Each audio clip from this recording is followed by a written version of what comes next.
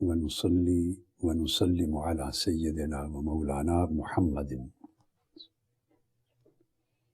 رسوله النبي الأمين المكين الحنين الكريم الرؤوف الرحيم أما بعد بسم الله الرحمن الرحيم. معزز سامعین و ناظرین، خواتین و حضرات اور عزیزان محترم، اللہ جل مجدہ کی توفیق سے آج ہم صحیح البخاری کی پہلی کتاب کیف کان بدء الوحی الی رسول اللہ صلی اللہ علیہ وآلہ وسلم،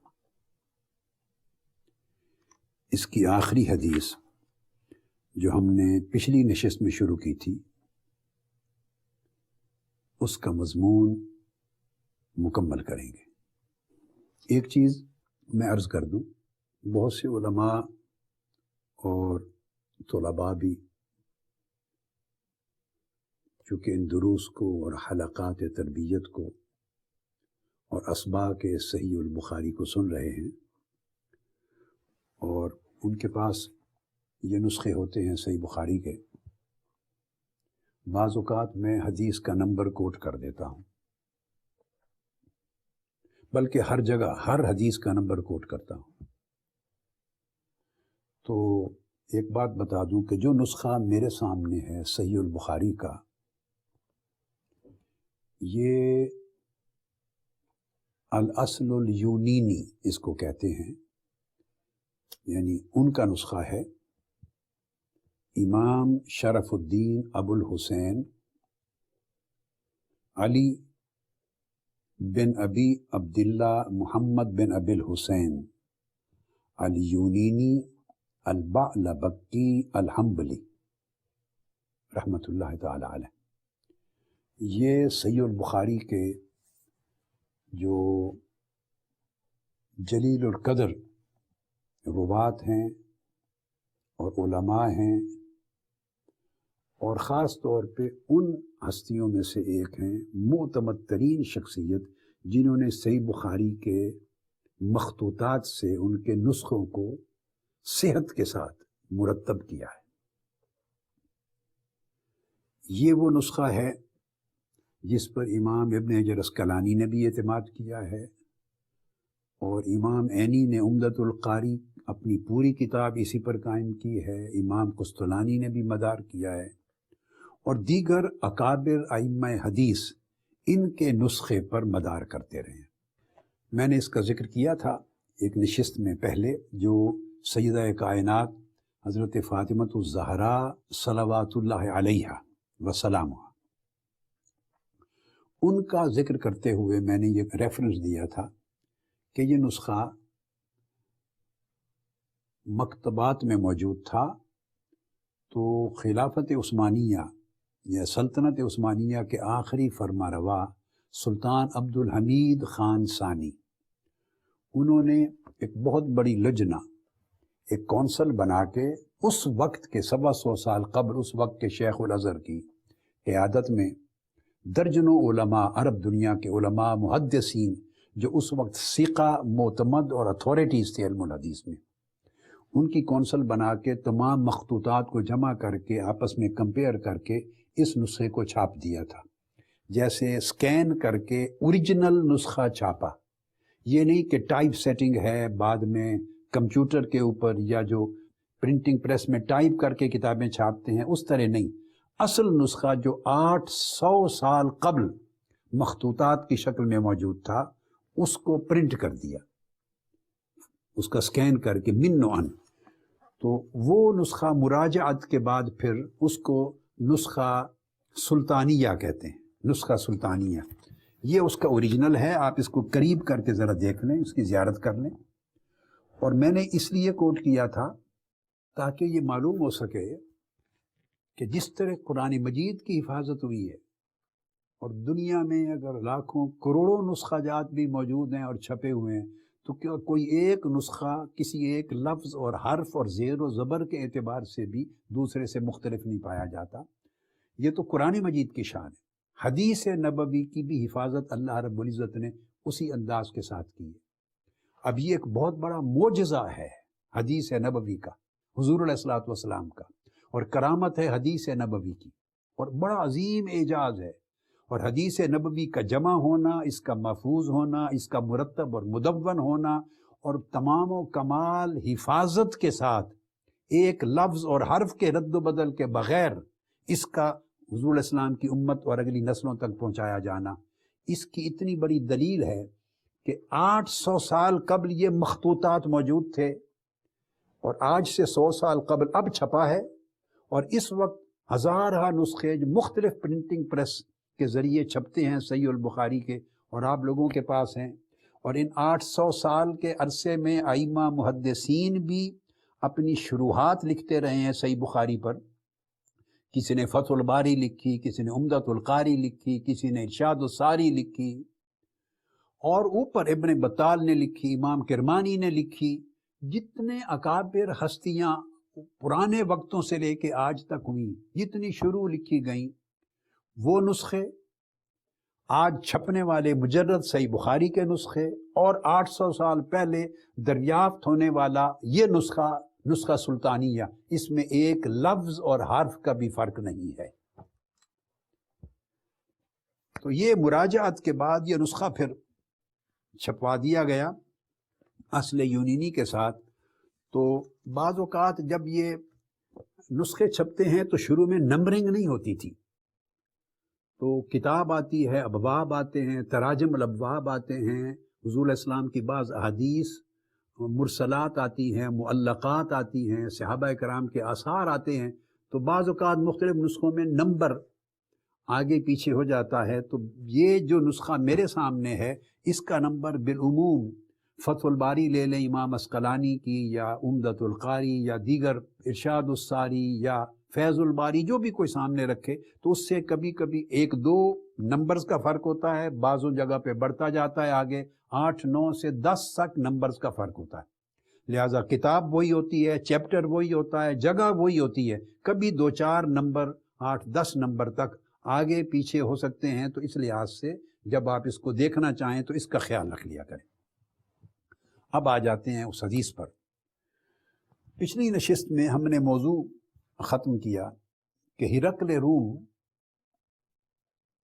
حضرت ابو سفیان سے، جو اس وقت مسلمان نہیں ہوئے تھے، تو ان سے سوالات کر رہا تھا، اور وہ سوالات ابتدائی طور پہ پہلے 4 سوال ہو گئے تھے جن کا ذکر ہوا،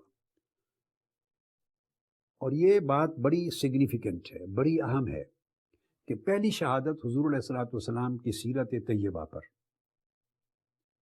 اور آپ کی سیرت طیبہ کی عظمت پر اور صداقت پر اور حقانیت پر پہلی شہادت ام المومنین حضرت خدیجہ الکبریٰ رضی اللہ تعالیٰ عنہا کی پیش ہوئی صحیح بخاری کی اس کتاب۔ اب دوسری شہادت آپ کی سیرت طیبہ پر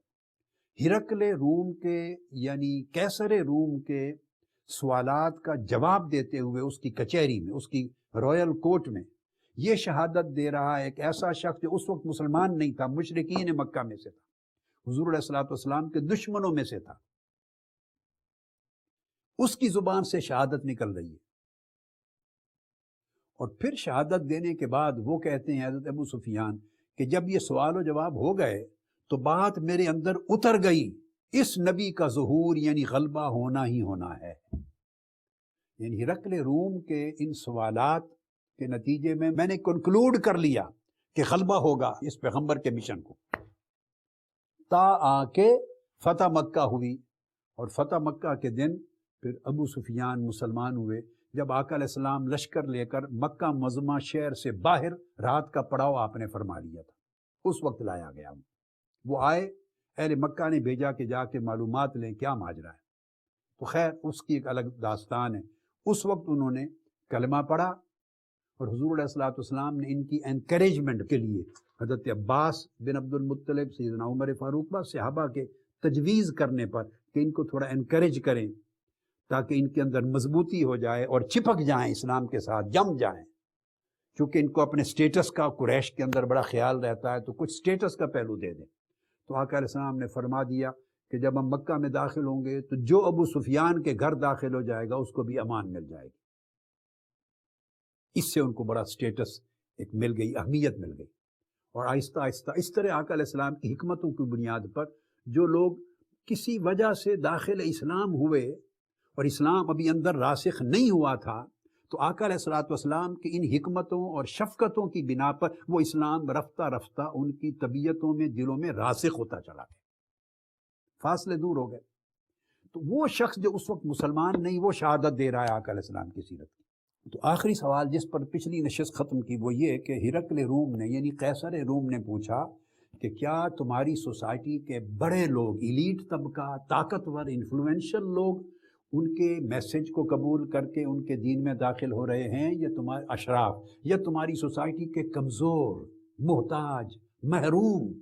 پسے ہوئے طبقات داخل ہو رہے ہیں؟ اس نے کہا کمزور اور پسے ہوئے اور محروم طبقات داخل ہو رہے ہیں۔ اس پر میں نے تفصیل سے گفتگو کر دی۔ اب اگلا سوال اس پر اس نے پوچھا، اب یہ بتاؤ، قال ایزیدون ام ینقصون قلت بل یزیدون۔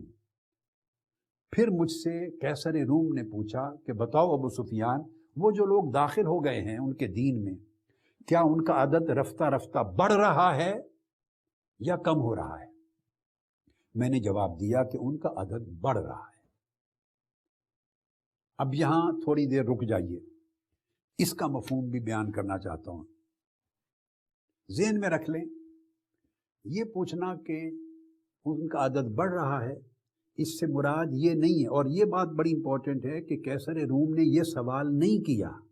کہ کیا تمہاری مکہ کی سوسائٹی میں سے اکثریت نے اس کا دین قبول کر لیا ہے، یعنی اوورآل پوری سوسائٹی اور مکہ کے پورے معاشرے کے، وہ میٹروپولیٹن مکہ نے یہ نہیں پوچھا کہ تمہاری سوسائٹی کی کیا اکثریت نے اسلام قبول کر لیا ہے یا اس کے میں سے اقلیت نے، یہ سوال نہیں کیا، اس لیے کہ اسے معلوم ہے کہ کبھی بھی کسی پیغمبر کی دعوت پر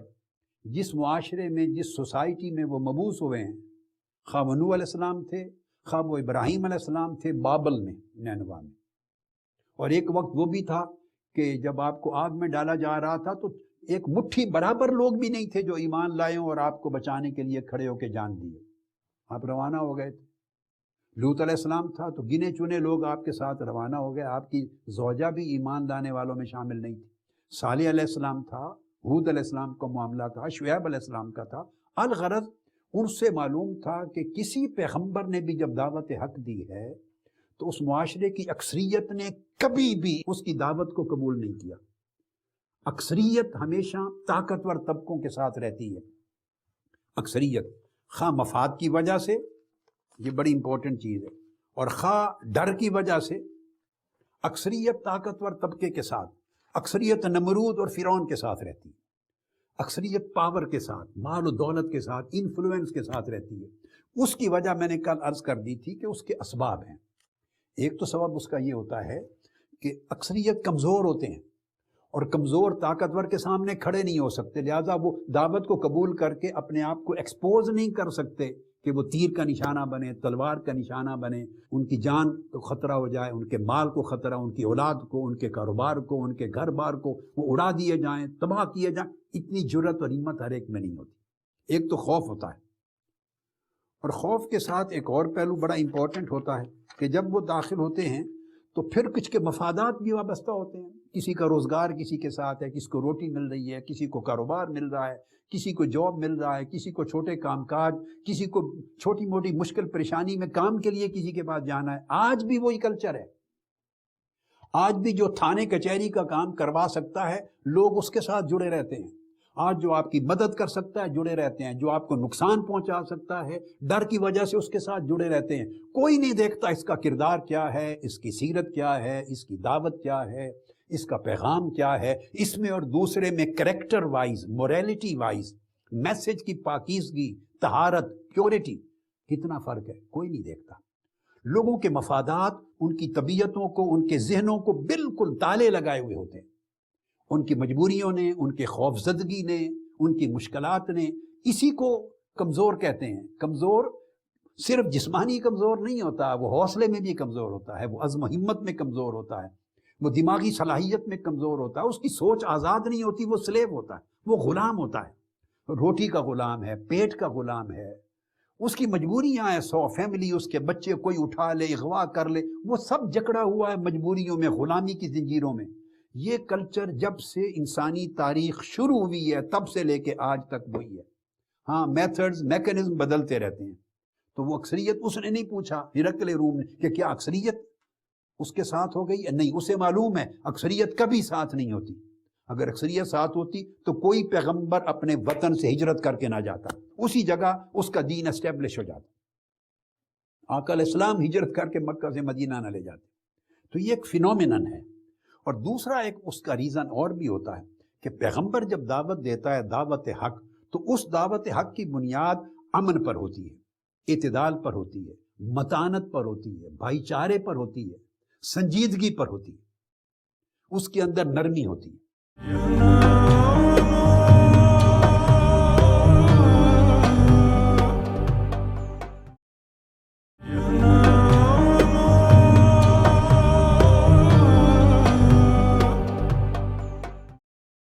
اب یہ جو امن، اعتدال، سنجیدگی، متانت، بھائی چارہ، یہ جو میسج ہے،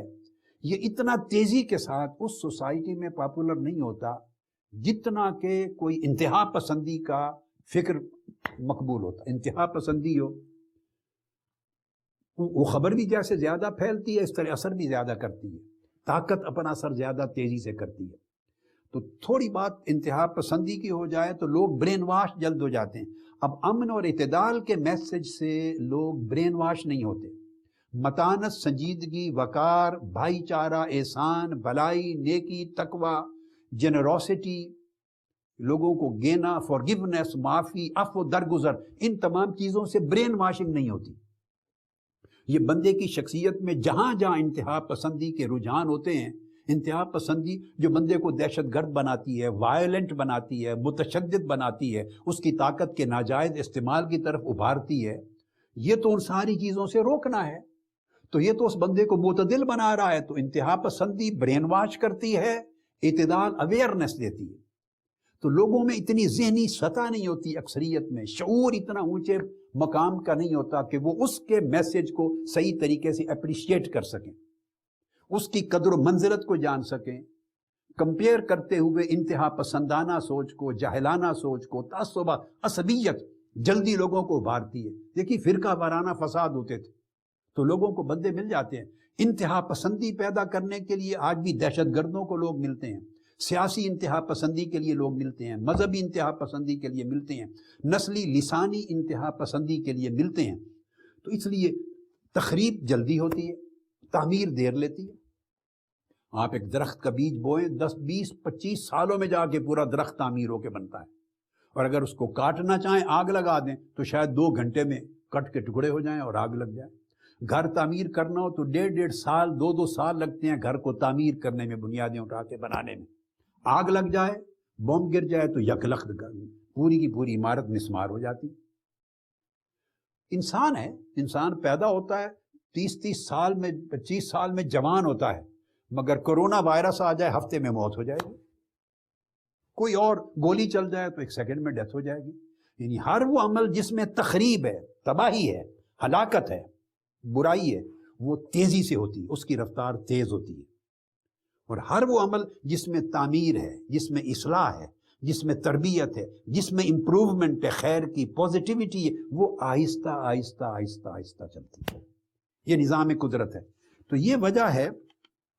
کہ جب ایسا دعوت آتی ہے تو تیزی کے ساتھ اکثریت میں نہیں پھیلتی۔ اکثریت کے اندر زنجیریں بھی ہوتے ہیں، اور وہ دیکھتے ہیں کہ تب اس دعوت کو قبول کریں گے جب دعوت قبول کرنے کے بعد ہمیں تھریٹ نہیں ہوگا، ہمارے مفاد کو نقصان نہیں ہوگا، ہمیں کوئی طاقتور آدمی اچک نہیں لے گا۔ یہ قرآن مجید میں بھی ہے، وَاذْكُرُوا إِذْ أَنْتُمْ قَلِيلٌ مُسْتَضْعَفُونَ فِي الْأَرْضِ تَخَافُونَ أَنْ يَتَخَطَّفَكُمُ النَّاسُ۔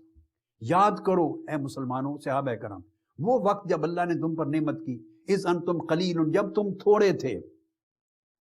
مستضعفون اور کمزور تھے،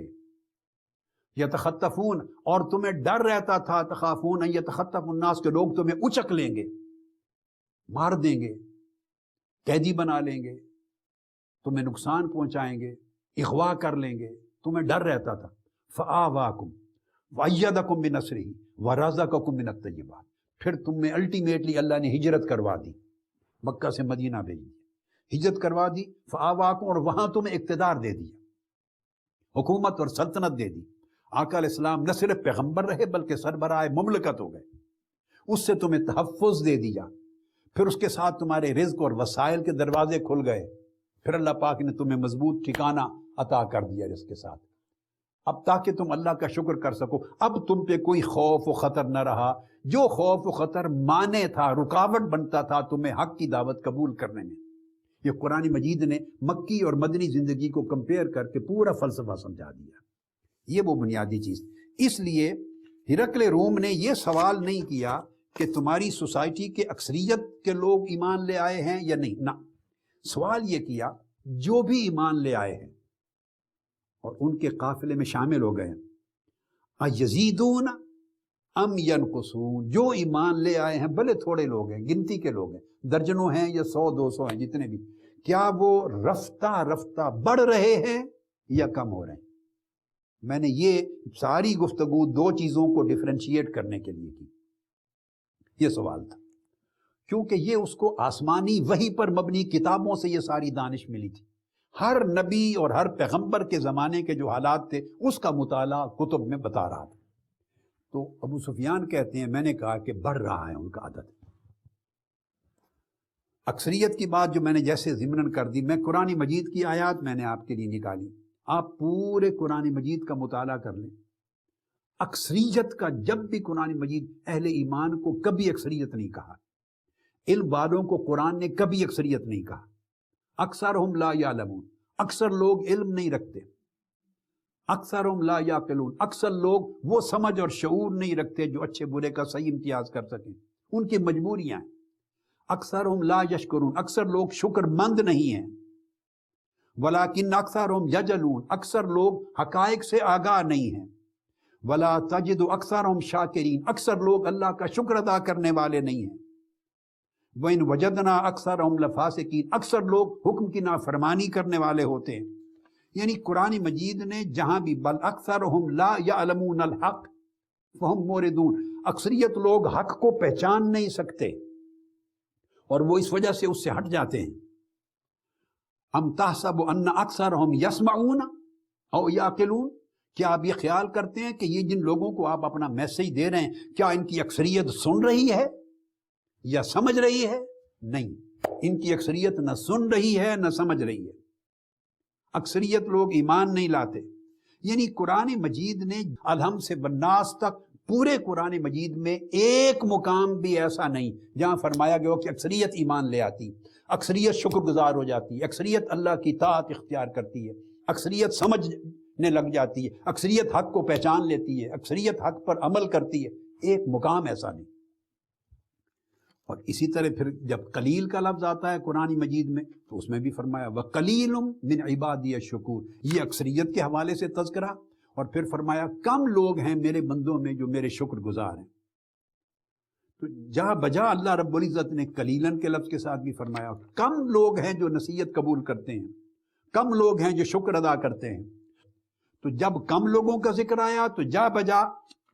اقلیت کا ذکر کر کے قرآن مجید نے اس طرح کی بات فرما دی۔ یہ میں نے کنسیپٹ سمجھایا ہے، لہٰذا دین کا کام کرنے والے اور اللہ کے دین کے میسج کو پھیلانے والے کبھی زندگی میں اس امر سے فکر مند نہ ہوں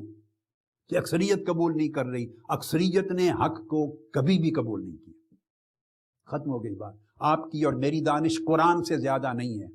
آپ کی اور میری تاثیر اللہ کے پیغمبروں، نبیوں اور رسولوں سے زیادہ نہیں ہے۔ یہ قرآن مجید کا ایک طے شدہ اصول ہے۔ دیکھنا یہ ہے کہ جو دعوت لے کے آپ چلے ہیں وہ گریجولی بڑھ رہی ہے یا کم ہو رہی ہے، پھر فکر کرنے کی ضرورت ہے۔